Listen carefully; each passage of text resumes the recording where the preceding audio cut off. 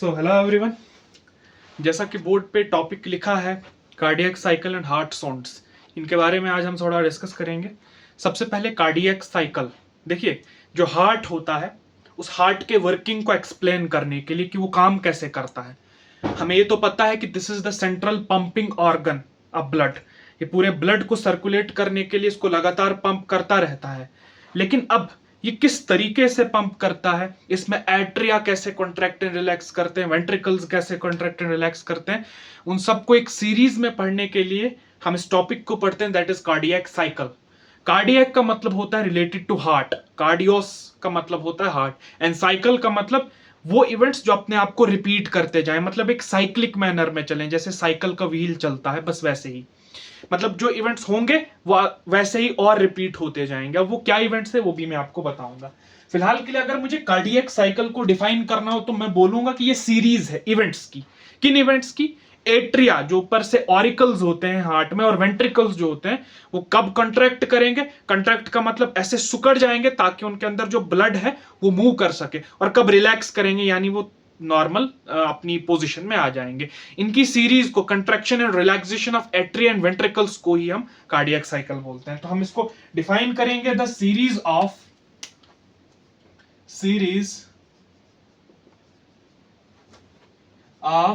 Contraction and relaxation of atria, atrium का plural atria होता है, एंड वेंट्रिकल्स ऑफ हार्ट, उसको हम कार्डियक साइकिल बोलते हैं। अब कार्डियक साइकिल को समझने से पहले आपको कुछ टर्मिनोलॉजीज आनी चाहिए। वो टर्मिनोलॉजीज हैं, लिखिए।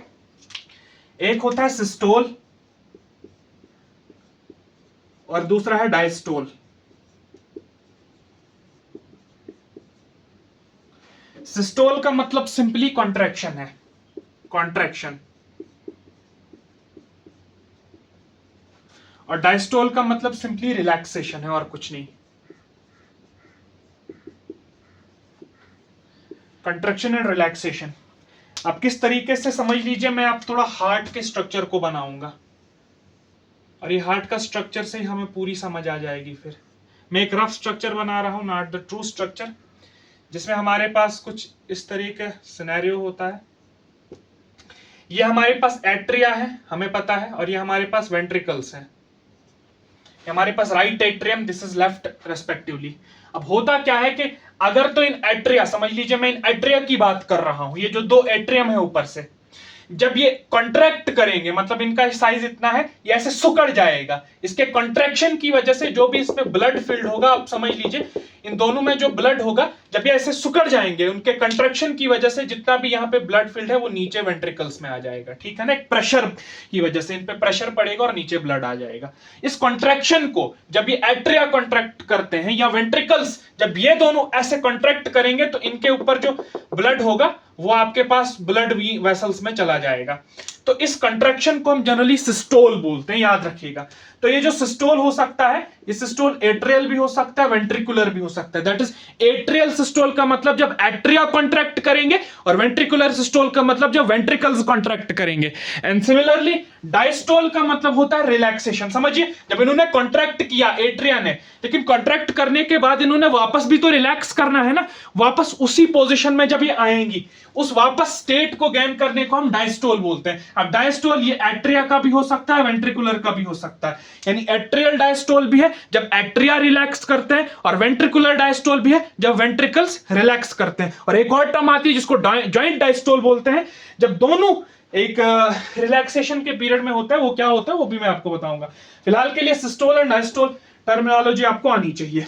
अब हम बात करते हैं जरा कार्डियक साइकिल के इवेंट्स की। देखिए, आप जो हार्ट बीट का कंसेप्ट आपने सुना होगा, हार्ट बीट की दिल धड़कता है, ये जो एक हार्ट बीट पूरी होती है ये बराबर होती है, कॉरेस्पॉन्ड करते हैं 1 कार्डियक साइकिल को। कार्डियक साइकिल मतलब एक हार्ट बीट का मतलब है कि एक कार्डियक साइकिल पूरा हुआ। जैसे ही एक हार्ट बीट हुई और दूसरी हार्ट बीट शुरू हुई तो दूसरा कार्डियक साइकिल शुरू हुआ, तीसरी हार्ट बीट हुई तो तीसरा कार्डियक साइकिल जो है शुरू होता है। ये बात आपको याद रखनी है। अब हमारे पास इसकी ड्यूरेशन क्या होगी, कितने टाइम के लिए एक कार्डियक साइकिल जो है वो चलता है। देखिए एक कार्डियक साइकिल की ड्यूरेशन या एक हार्ट बीट की जो ड्यूरेशन होती है वो 0.8 सेकंड होती है। याद रखिएगा 0.8 सेकंड्स तक एक कार्डियक साइकिल चलेगा, फिर उसके बाद और 0.8 सेकंड्स के लिए दूसरा कार्डियक साइकिल चलता जाएगा। ऐसे ही लगभग 72 कार्डियक साइकिल हमारे पास 1 मिनट में चलते हैं। इसलिए हम बोलते हैं कि 1 मिनट में हमारे पास हार्ट जो है 72 टाइम्स बीट करता है। यह बात आपको याद रहनी चाहिए। इसके बाद जरा हम डिस्कस करते हैं कार्डियक साइकिल के मेन इवेंट्स के बारे में। ये तो हमारे पास इंट्रोडक्शन था इसके बारे में। अब जरा बात करते हैं कि किस तरह से वर्किंग होती है। समझिए, मैं अब इसको पूरा साइक्लर वे में बनाऊंगा। एक सर्कल बना लीजिए। अब मैं बताता हूं कि इवेंट्स कैसे होते हैं। सबसे पहले एक इवेंट आएगा, यहां पे मार्क कर लीजिए। सबसे पहले हार्ट में आपके पास जो एट्रिया होते हैं, जो ऊपर वाले 2 चैम्बर्स हैं, वो साथ में कंट्रैक्ट करते हैं, मतलब उनका सिस्टोल होता है, उसको एट्रियल सिस्टोल बोलते हैं। एट्रियल, इसी को ऑरिक्यूलर भी बोलते हैं, systole. This is atrial systole. इसको डिपिक्ट करने के लिए मैं हार्ट की डायग्राम भी बना लेता हूं, छोटी सी। यहां पर एक रफ डायग्राम है, not the true diagram. This is, यहां से एक ब्लड वेसल और यहां से दूसरी ब्लड वेसल को दिखा दो। अब ऐसे तो नहीं होती, लेकिन हम एक जनरल डिपिक्शन के लिए, समझने के लिए कर रहे हैं। This is atria, this are ventricles. आप समझिए, हमें पता है कि ये जो वेंट्रिकल्स हैं, जैसे ये एट्रिया है, दिस इज राइट एट्रियम, इसको ब्लड सप्लाई करती है inferior vena cava and superior vena cava. इसमें होता है डीऑक्सीजनेटेड ब्लड, और पल्मोनरी वीन्स के थ्रू लेफ्ट एट्रियम में ऑक्सीजनेटेड ब्लड आता है थ्रू लंग्स। अब जब ये दोनों कंट्रैक्ट करेंगे, मतलब ये इनका सिस्टोल होगा। अब इसका रीजन क्या है? इसका रीजन है कि आपके पास जो एसए नोड होता है, साइनो एट्रियल नोड होता है, वो इस एट्रियम के यहां पर पाया जाता है, ऊपर के कॉर्नर, ऊपर यानी upper side of the atrium में पाया जाता है ये एसए नोड। तो ये इंपल्स जनरेट करता है, जिसकी वजह से सबसे पहले एट्रियम में कंट्रैक्शन देखने को मिलती है।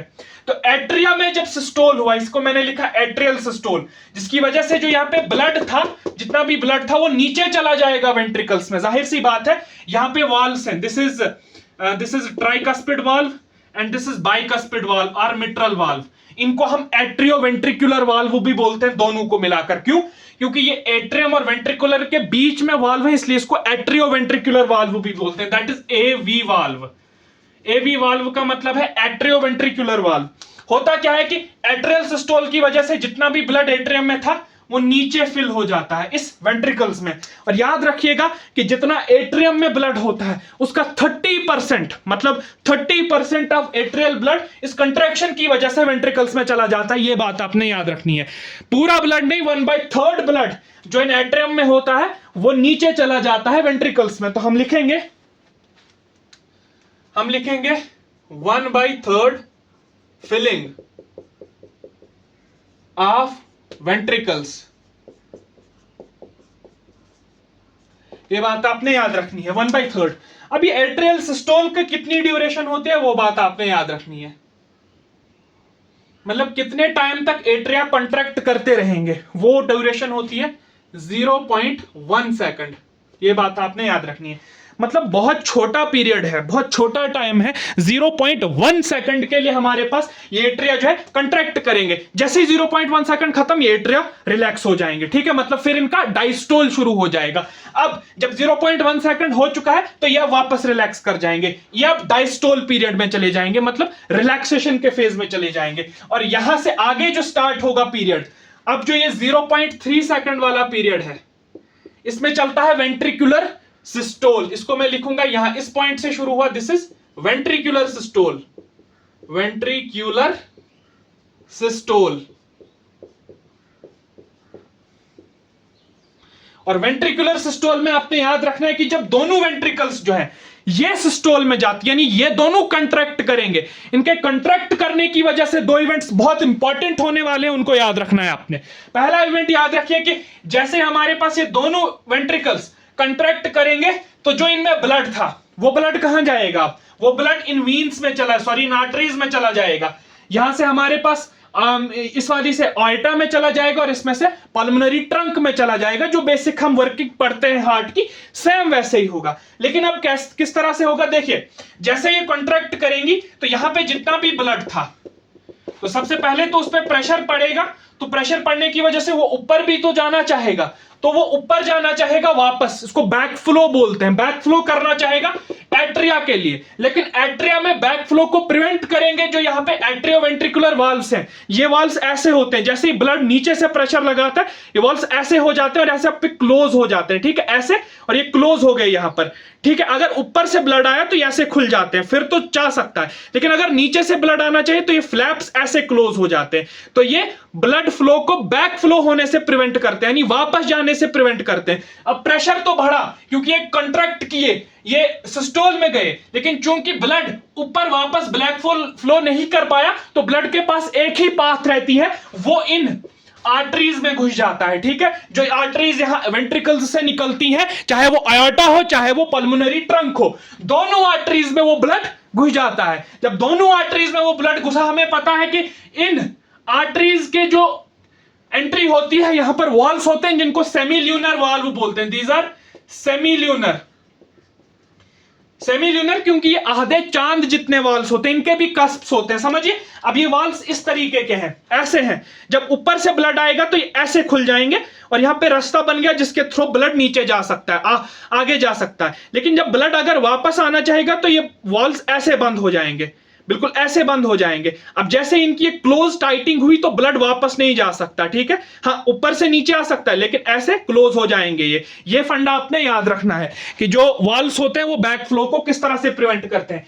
अब मैंने जो बात आपको कहनी थी वो कहनी थी कि जैसे ही वेंट्रिकुलर सिस्टोल 0.1 सेकंड के बाद शुरू हुआ तो मेरे पास ब्लड जो था, इन्होंने बैक फ्लो, बैक रश करने की कोशिश की, क्योंकि ये तो खुले हुए थे अभी, लेकिन बैक फ्लो को प्रिवेंट किया एवी वाल्व ने। एवी वाल्व में प्रेशर पड़ा, वो क्लोज हो गया। जैसे ही एवी वाल्व क्लोज होता है, याद रखिए, at the starting of ventricular systole, जैसे ही वेंट्रिकुलर सिस्टोल स्टार्ट होता है वैसे ही एवी वाल्व्स क्लोज हो जाते हैं। क्यों क्लोज होते हैं? ताकि बैक फ्लो को प्रिवेंट किया जा सके।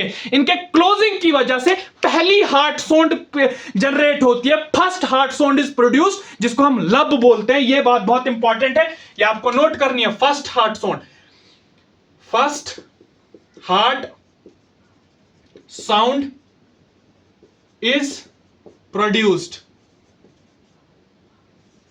जिसको हम लब बोलते हैं, LUB, लब। लब डब, लब dub, dub is the second heart sound. लब डब, लब डब, इनके बारे में भी मैं आपको और बताऊंगा, फिलहाल के लिए इतना नोट कर लीजिए। अब कोई रीजन पूछे कि ये क्यों होती है तो आप बताओगे due to the closing of AV valve, due to closing of AV valve.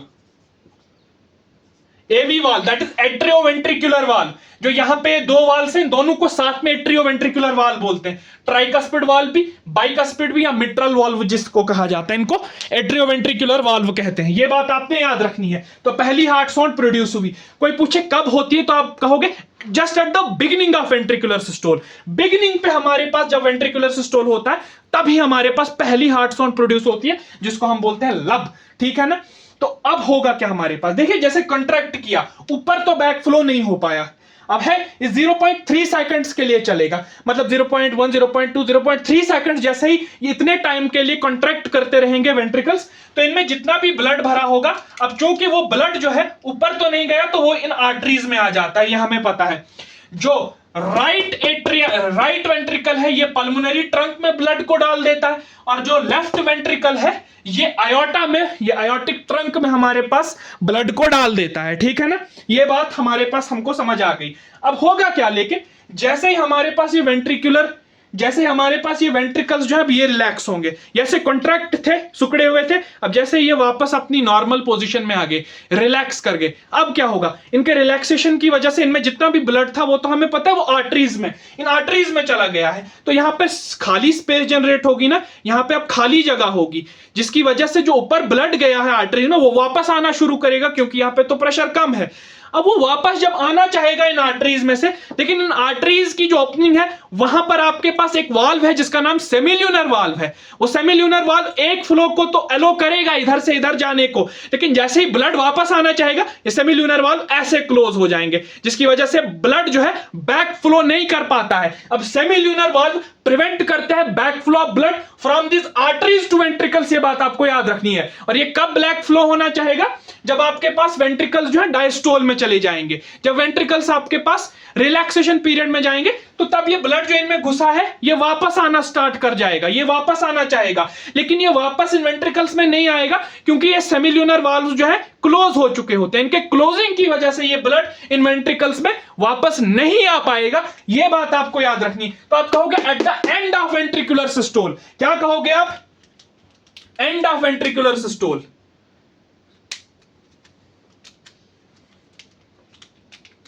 And of ventricular systole, क्यूलर सिस्टोल।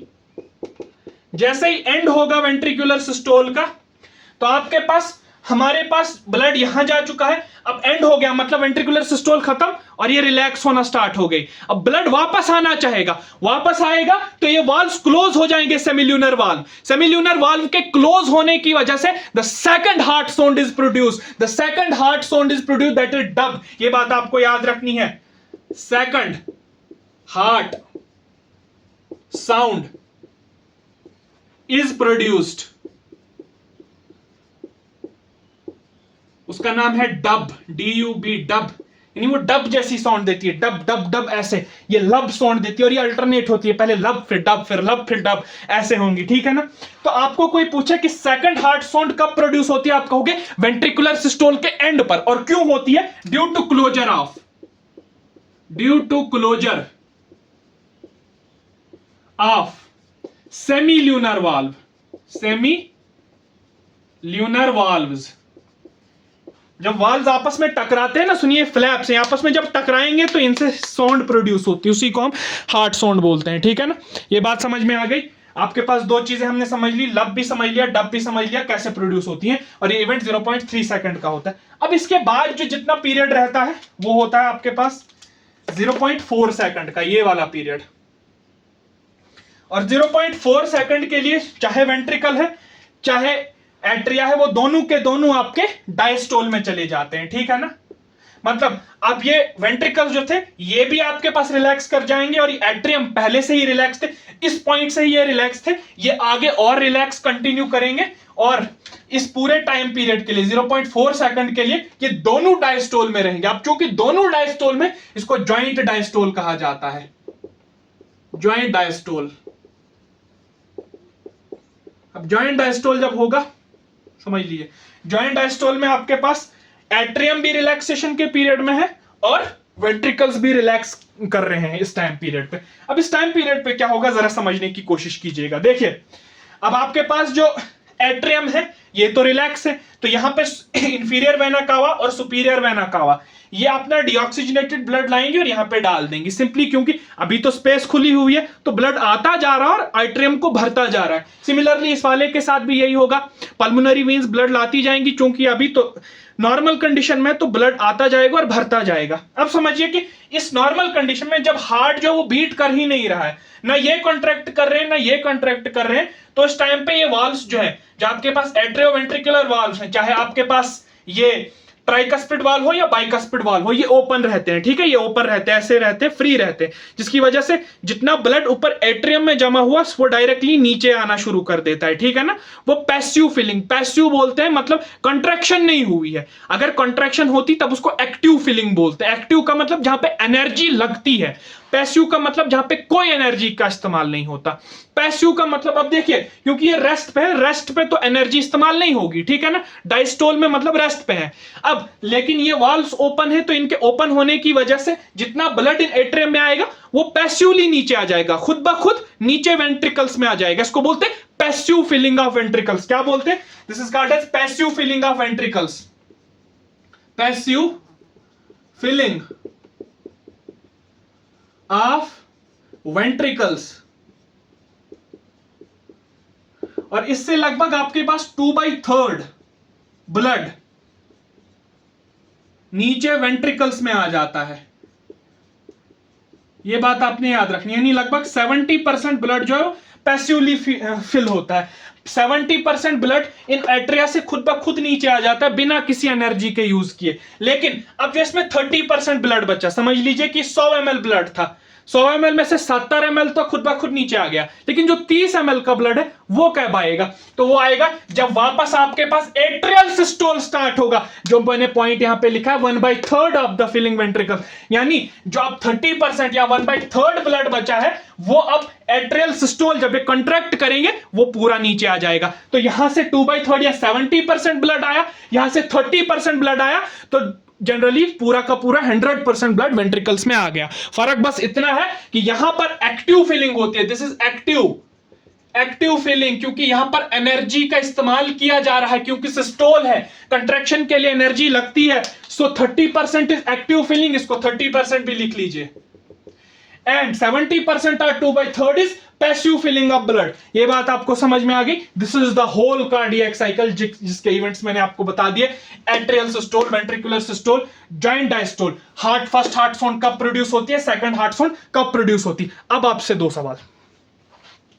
अब हमने एट्रियल सिस्टोल तो पढ़ लिया, कोई मुझे बता सकता है एट्रियल डायस्टोल का पीरियड क्या होगा? मतलब इन्होंने कंट्रैक्ट तो 0.1 सेकंड के लिए किया, लेकिन उसके बाद जब ये रिलैक्स किए तो कितने पीरियड के लिए किए? तो देखिए, जब इन्होंने रिलैक्स किया तो वेंट्रिकुलर्स का सिस्टोल शुरू हुआ था, फिर इन्होंने कंट्रैक्ट किया और ब्लड को इन आर्टरीज में पुश कर दिया, ठीक है, तभी भी ये रिलैक्सेशन में है।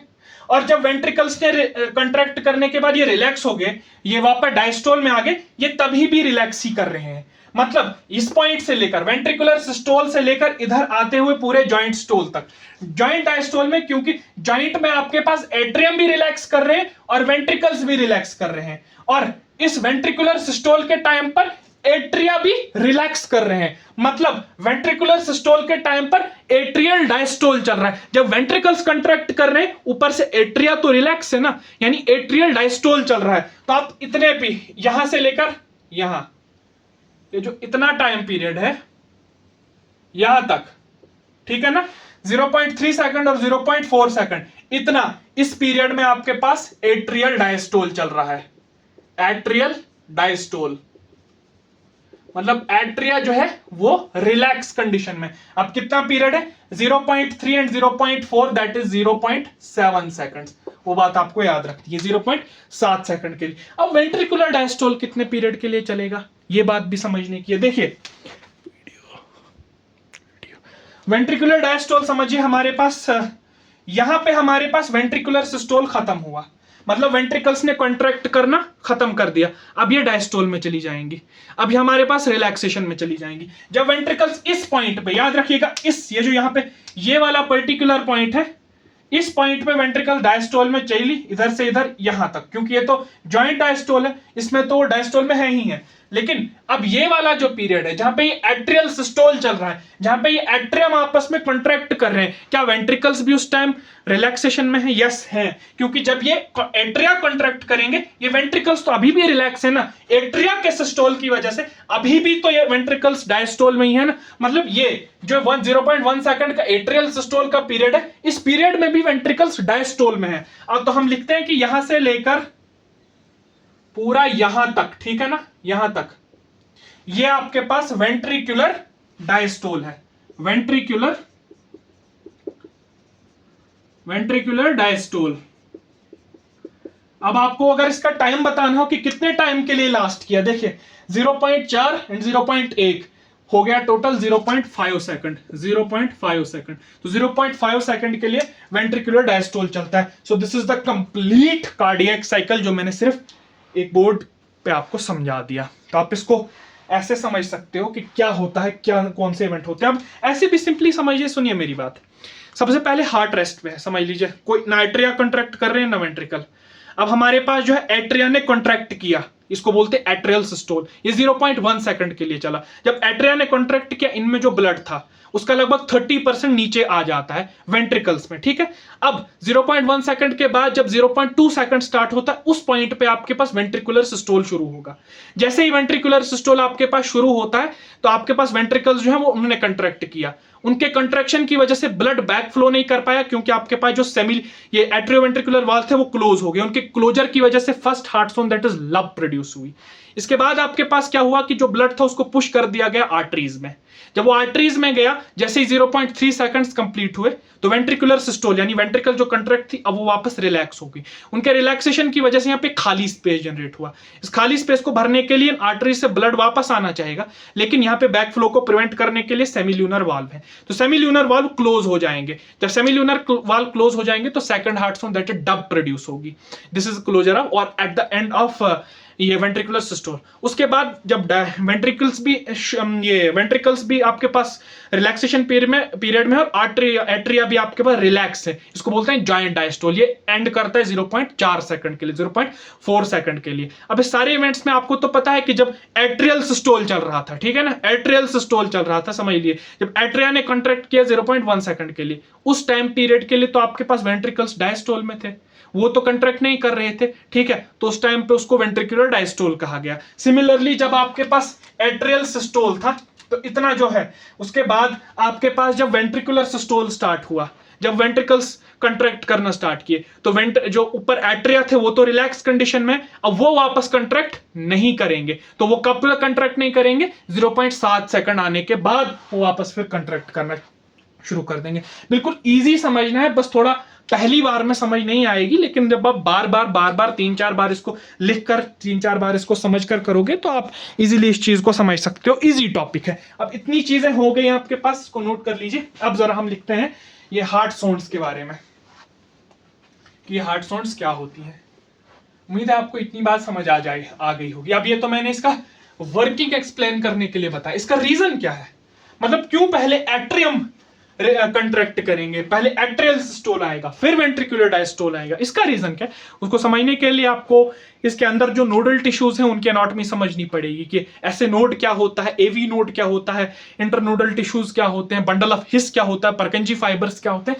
जब आप इस नोडल एनाटॉमी को समझ जाओगे तो आपको इजीली ये चीजें समझ आ जाएंगी कि पहले एट्रिया क्यों सिस्टोल कर रहा है, फिर वेंट्रिकुलर सिस्टोल क्यों आ रहा है, जॉइंट डायस्टोल का क्या मतलब है, इंपल्स जनरेशन वगैरह वगैरह जो भी एन्युलर पैड्स होते हैं उनके बारे में पढ़ोगे वो क्लियर हो जाएगा। लेकिन चूंकि वो हमारा आज टॉपिक नहीं था तो हम उसको डिस्कस नहीं करेंगे। अब जरा हार्ट साउंड्स की बात कर लेते हैं। हार्ट साउंड्स देखिए, हार्ट साउंड्स जनरली आपने सुनी होंगी दो हार्ट साउंड्स। एक होती है H S first, H S का मतलब है हार्ट साउंड फर्स्ट, इसको बोलते हैं लब, ठीक है ना, एच एस फर्स्ट लब। एक होती है एच एस सेकंड, इसको बोलते हैं डब, ठीक है ना। आपके पास ये दो हार्ट साउंड्स तो हर एक ने सुनी है कि एक है जी लब, इसको थोड़ा मैं नीचे लिख देता हूं। एच एस का मतलब है हार्ट साउंड, एक है H S second that is dub. अब जनरली जो भी है उसने सिर्फ ये दो हार्ट साउंड से सुनी होती है, दैट इज हार्ट जो है एक लब प्रोड्यूस करता है और दूसरा डब प्रोड्यूस करता है। लेकिन आपकी इंफॉर्मेशन के लिए मैं बता दूं कि हार्ट सिर्फ दो हार्ट साउंड्स प्रोड्यूस नहीं करता, बल्कि टोटल 4 हार्ट साउंड्स को प्रोड्यूस करता है। तो और दो है वो भी लिख लीजिए नीचे, H S third and H S fourth, heart sound fourth. अब देखिए सुनिए, जो मोस्ट इंपॉर्टेंट है ये दो है, heart sound first and heart sound second. Heart sound first जो होती है जिसको हम लब बोलते हैं, इसको हमने देखा कि ये हमारे पास जब एवी वाल्व्स क्लोज करते हैं उनकी वजह से ये साउंड प्रोड्यूस होती है। अब याद रखिएगा लब, ये लब जो होती है थोड़ी सी लंबी साउंड होती है, ठीक है, ये लंबी साउंड होती है, इसको बूमिंग वॉइस बोलते हैं, ठीक है। और ये डब जो है शॉर्ट होती है, लब पहले लब फिर डब, डब जो है शॉर्ट पीरियड के लिए होगा, लब डब लब डब लब डब लब डब लब डब। जैसे मैं लब को थोड़ा लंबा ले रहा हूं, डब को थोड़ा शॉर्ट कर रहा हूं, ये बात आपने याद रखनी है। तो ये जो लब होती है ना, लॉन्ग होती है, लॉन्ग मतलब थोड़ी सी लंबी साउंड होती है, ठीक है। बूमिंग होती है, बूमिंग मतलब थोड़ी ज्यादा इंटेंसिटी होती है, थोड़ी ज्यादा भारी सुनाई देती है। क्यों? क्योंकि इसका जो पिच होता है ना वो कम होती है, ये बात आपने याद रखनी, पिच इसकी कम होती है, ठीक है ना। पिच का मतलब है शार्पनेस, ये मतलब थोड़ी मोटी आवाज दिखाई देती है, और ये थोड़ी लॉन्ग होती है, ये बात आपने याद रखनी है। और कब होती है? जब एवी वाल्व्स क्लोज होते हैं, कब? वेंट्रिकुलर सिस्टोल के बिगिनिंग में। और जो डब होती है, सुनिए अब, ये डब जो है ये क्यों होती है? Due to closure of semilunar valve, semilunar valve के क्लोजिंग की वजह से हमारे पास डब साउंड प्रोड्यूस होती है। अब इसका उल्टा कर दीजिए, ये शॉर्ट होती है, शॉर्ट होती है, ठीक है। और इसका पिच जो है वो हाई होता है। पिच का मतलब इसमें शार्पनेस बहुत ज्यादा होती है, इसलिए ये छोटी होती है। लब डब लब डब डब, देखिए जल्दी कर रहा हूं, लब डब लब डब लब डब, ठीक है। लब थोड़ी सी लंबी होती है, ठीक है। स्टेप्स अब स्टेथोस्कोप्स लगाओगे यहाँ पे सुनने के लिए तो लब आपको थोड़ी लंबी दिखाई देगी। जब लब आपने सुनाई दी तो समझ लीजिए कि एवी वाल्व क्लोज हुए और वेंट्रिकल्स जो है वो कंट्रैक्ट कर चुके हैं, ठीक है।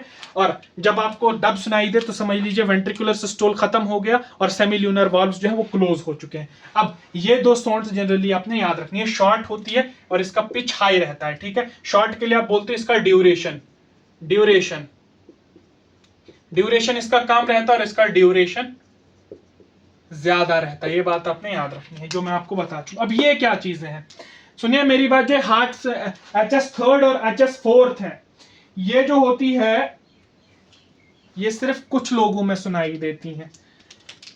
Observed only in few, observed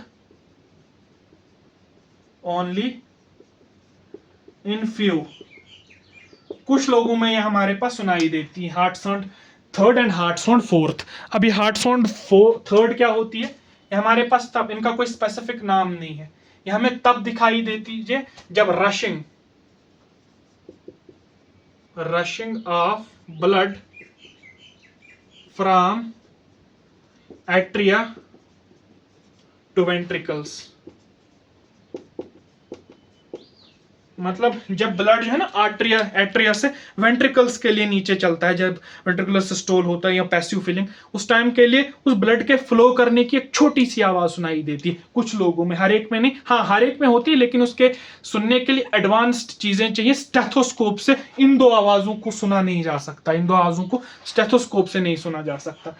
तो अब हमारे पास जब रशिंग होती है इस ब्लड की, कहां से, एट्रिया से वेंट्रिकल्स के, तो उस रशिंग की साउंड आती है थोड़ी बहुत, उसको हम जनरली हार्ट साउंड थर्ड बोलते हैं। और जो हार्ट साउंड फोर्थ होती है आपके पास, this is due to contraction of atria.